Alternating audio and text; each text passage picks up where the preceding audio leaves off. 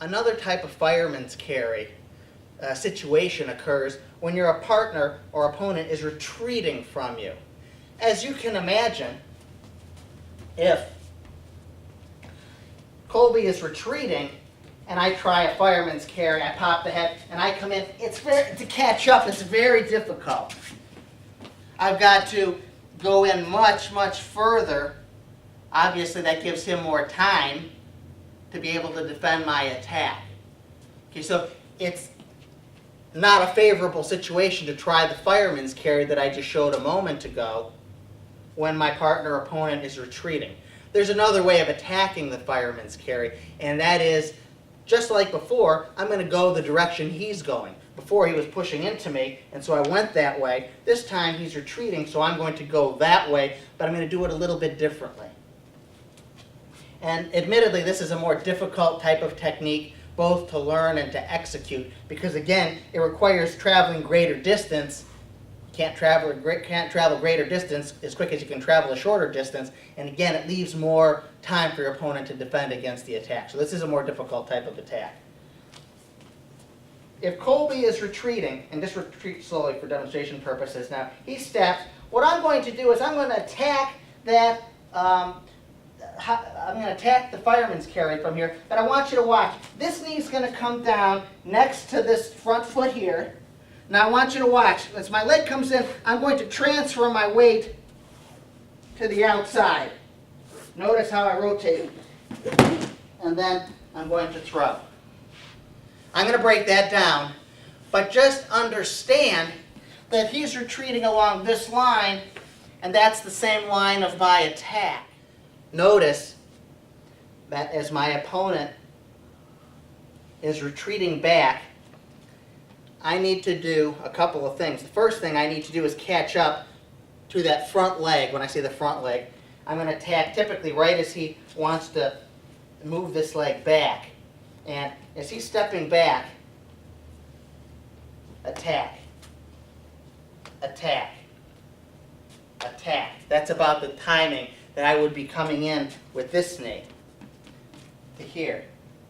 It's almost like an outside single type of movement, and we've gone over that in a prior instructional.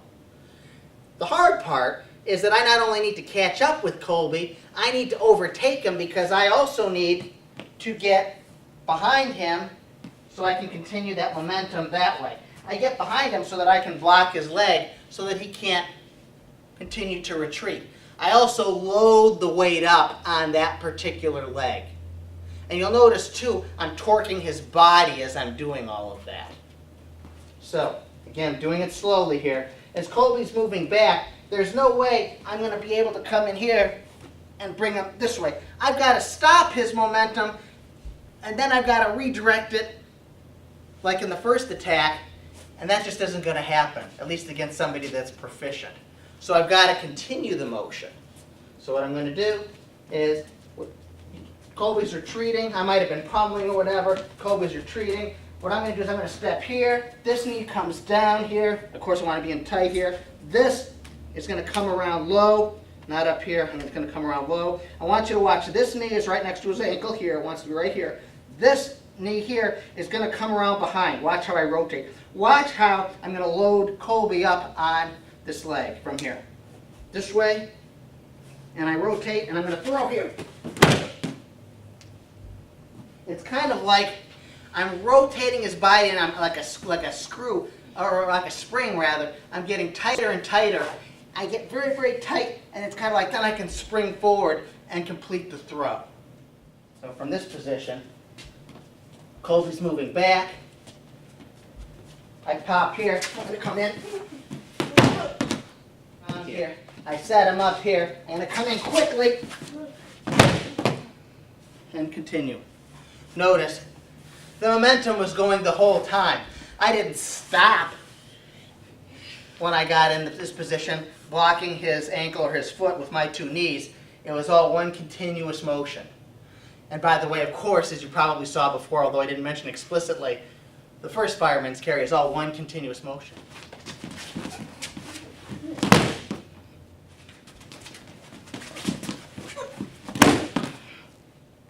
Now, as I had mentioned, one setup I like is just to be kind of moving out here, sort of a mid-range distance. I'm not really tight yet. I'm not so far out we can barely touch each other.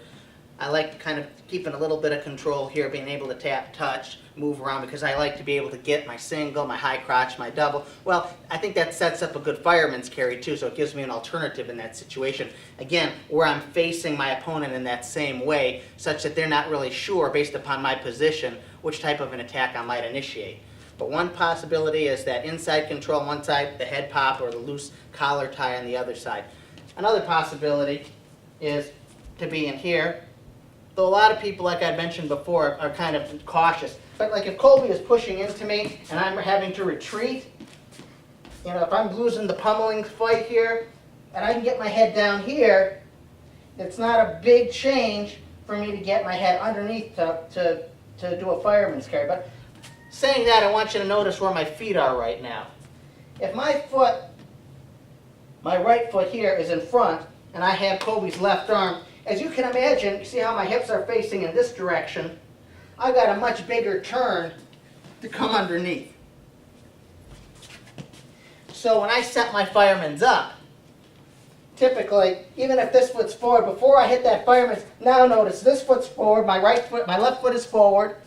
Notice now my hip is already facing this way. Before, it was facing this way. If it's facing in this direction, I've got less of a movement, less distance to travel. I can do that much more quickly, much more deceptively. So whether I'm in this position here, or if Colby is pushing into me and I'm trying to keep him away, but he's defeating me in here, before I attack, this foot's going to come back, and notice that's going to allow me to come underneath.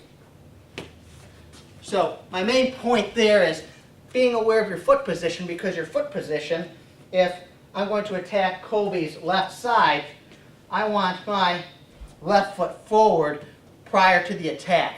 I don't want to initiate that attack with my right foot forward, most typically at least, because this is a much bigger rotation, a much bigger movement, takes longer, it'll be more easily defended.